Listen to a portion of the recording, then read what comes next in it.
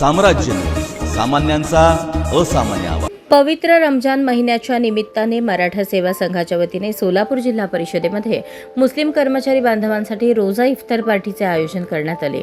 हा कार्यक्रम अत्यंत उत्साहपूर्ण आणि आपुलकीच्या वातावरणात पार पडला। या इफ्तार सोहळ्यात सोलापूर जिल्हा परिषदेचे मुख्य कार्यकारी अधिकारी कुलदीप जंगम, उपमुख्य कार्यकारी अधिकारी स्मिता पाटील, जिल्हा कार्यक्रम अधिकारी प्रसाद मिरकले, शिक्षणाधिकारी प्राथमिक कादर शेख, कार्यकारी अभियंता बांधकाम नरेंद्र खराडे, सुनील संतोष कुलकर्णी यांची उपस्थिती होती। यावेळी मुख्य कार्यकारी अधिकारी कुलदीप जंगम यांनी आपल्या मनोगतात सांगितले की धर्म, जात आणि पंथ वेगवेगळे असले तरी आपण सर्वजण एकाच कुटुंबाचा भाग आहोत। अशा कार्यक्रमांमुळे समाजात बंधुभाव, आपुलकी आणि सामाजिक ऐक्य दृढ होते।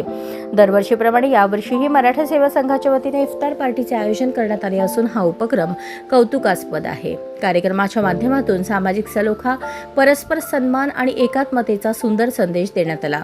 इफ्तारच्या वेळी सर्व अधिकारी कर्मचाऱ्यांनी एकत्र येऊन रमजान महिन्याच्या पवित्रतेचा अनुभव घेतला।